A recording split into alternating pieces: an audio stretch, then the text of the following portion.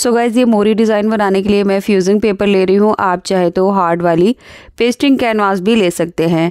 ये डिज़ाइन आप शलवार की मोरी, स्लीव, दामन या फिर पैंट, प्लाजो, ट्राउज़र में बना सकते हैं। बहुत ही ब्यूटीफुल सा डिज़ाइन है। तो ये डिज़ाइन बनाने के लिए मैंने जो फ्यूजिंग पेपर लिया है ये थोड़ा सा हार्ड है, इतना ज़्यादा सॉफ्ट नहीं है कि वॉश के बाद ये धुल जाएगा। तो यहाँ पर मैंने जो फ्यूजिंग पेपर लिया है इस तरह से इसकी चौड़ाई मैंने 7 इंच ली है। इसकी चौड़ाई आप अपनी चॉइस से बढ़ा घटा सकते हैं, जितना भी चौड़ा आपको बॉर्डर चाहिए उसके अकॉर्डिंग।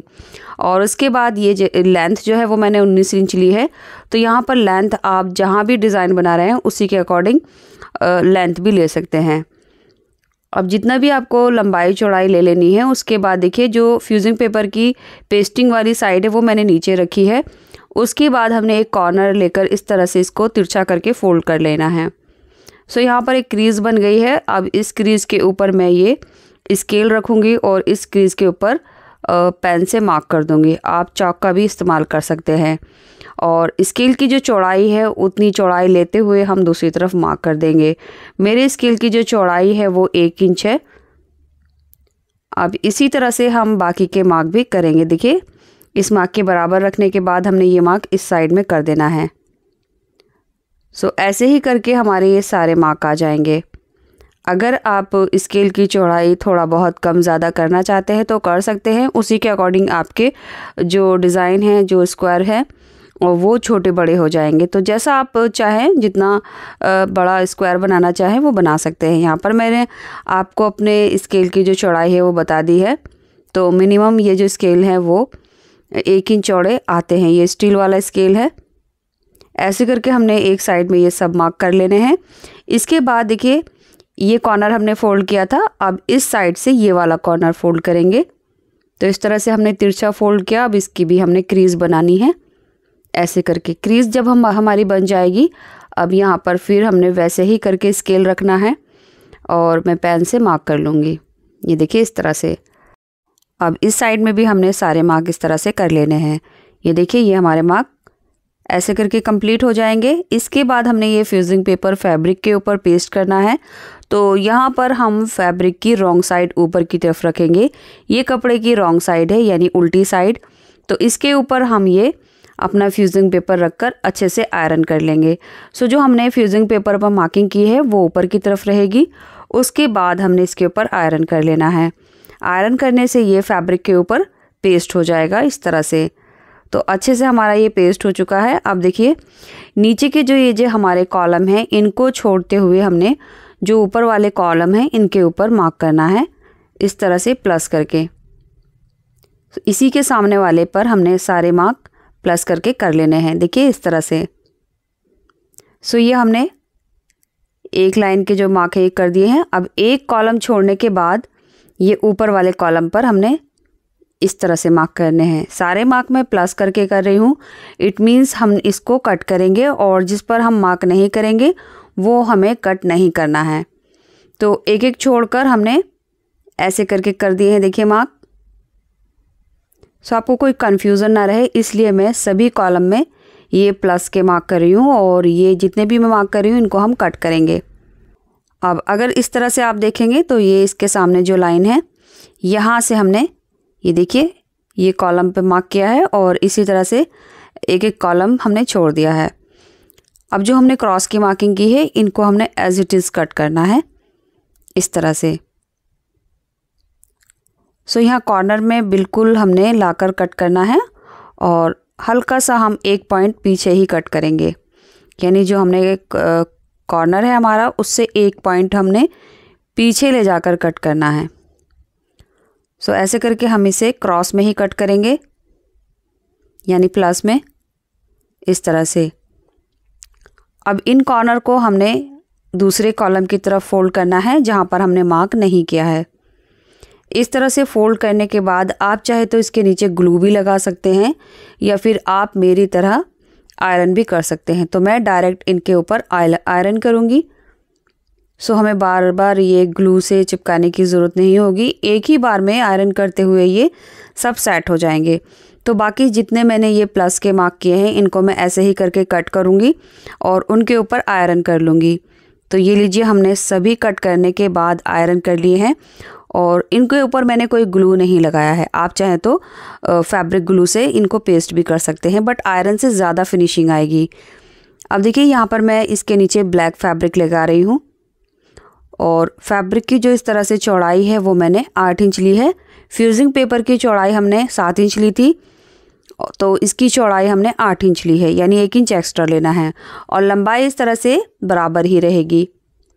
इसके बाद हमने ब्लैक वाले फैब्रिक को इसके ऊपर रखना है सीधी तरफ यहाँ से, और यहाँ से हम लगभग आधा इंच का दबाव लेकर इसके ऊपर सिलाई करेंगे इस तरह से। सो गाइस, वीडियो में कोई ऐसी बात जो मैं आपको बताना भूल गई हूँ तो आप मुझे पूछ सकते हैं, या फिर वीडियो के रिगार्डिंग आपको कोई क्वेरीज़ है, आप कुछ पूछना चाहते हैं तो वो भी पूछ सकते हैं।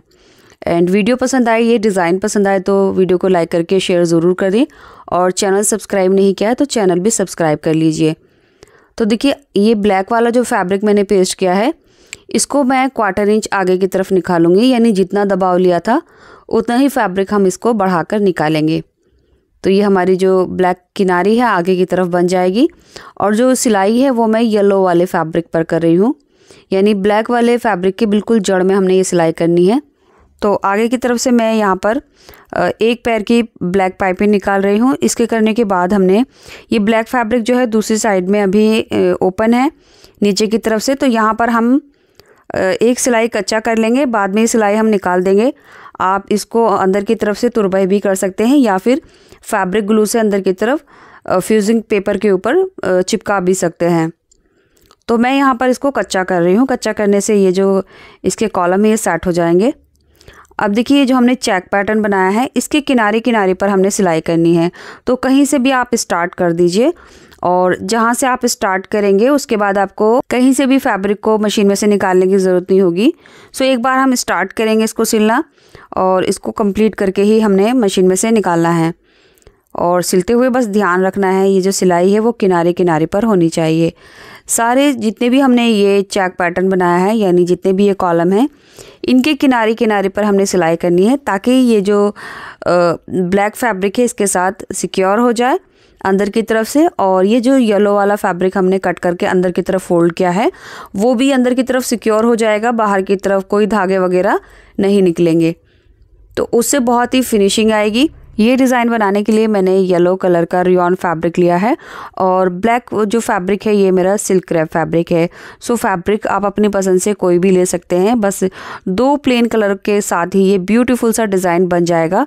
इस डिज़ाइन को आप अपने दामन में, स्लीव में, पैंट में, या फिर आप चाहें तो इसको प्लाजो में भी बना सकते हैं, और मैं आपको ये शलवार में बनाकर दिखा रही हूँ।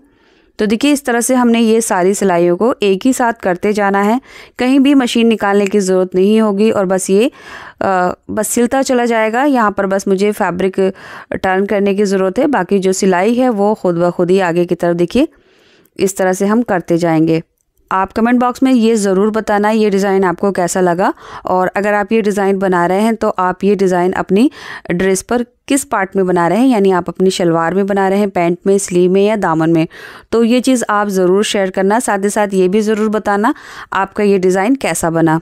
और वीडियो देखते देखते अगर आप यहाँ तक आ गए हैं तो कमेंट बॉक्स में ये ज़रूर बताना कि आपको मेरी वीडियोस कैसी लगती हैं, एंड अगर आप मेरी वीडियो के रिगार्डिंग कोई सुझाव, सजेशन देना चाहते हैं, जो कुछ आप बदलाव चाहते हैं, तो वो भी ज़रूर बताना। मैं डेफिनेटली अपनी वीडियोज़ में वो सब चेंजेस करने की कोशिश करूँगी। तो लीजिए, सभी सिलाई लगाने के बाद हमारा डिज़ाइन कंप्लीट हो चुका है, और ये इसकी रॉन्ग साइड है, ये देख सकते हैं आप। रॉन्ग साइड में हमने ब्लैक फैब्रिक लगाया है, और जो रॉन्ग साइड है वो बहुत ही फिनिशिंग के साथ बनी है। सो गाइस, इस तरह से आप ये ब्यूटीफुल सा डिज़ाइन बना सकते हैं। इसको बनाने में ज़्यादा टाइम भी नहीं लगेगा और ज़्यादा मेहनत भी नहीं लगेगी। और इसको अगर आप शलवार में बना रहे हैं तो पहले आप इसको पाइचे में बना लीजिए, और जो पाइचे की चौड़ाई है उसमें आ जाएगा, और कलियाँ ऐड कर रहे हैं आप तो ये डिज़ाइन उसमें भी आएगा। इस साइड से कलियाँ आ जाएंगी, बाकी ये जो पाइचा है ये हमारा इस तरह से रहेगा। और अगर आप स्लीव में बना रहे हैं तो इस तरह से ये स्लीव में डिज़ाइन आ जाएगा। इस डिज़ाइन को आप दुपट्टे में भी बना सकते हैं और ये डिज़ाइन नेक में कैसे बनेगा अगर आप जानना चाहते हैं तो उसके लिए आप मुझे कमेंट कीजिए। जितने ज़्यादा कमेंट होंगे उतनी ही जल्दी मैं ये नेक डिज़ाइन में वीडियो पोस्ट करूँगी। तो चलिए यहाँ आकर वीडियो कंप्लीट होती है। मैं उम्मीद करूँगी अब तक आपने इस वीडियो को लाइक करके चैनल को सब्सक्राइब कर लिया होगा। Thanks for watching this video.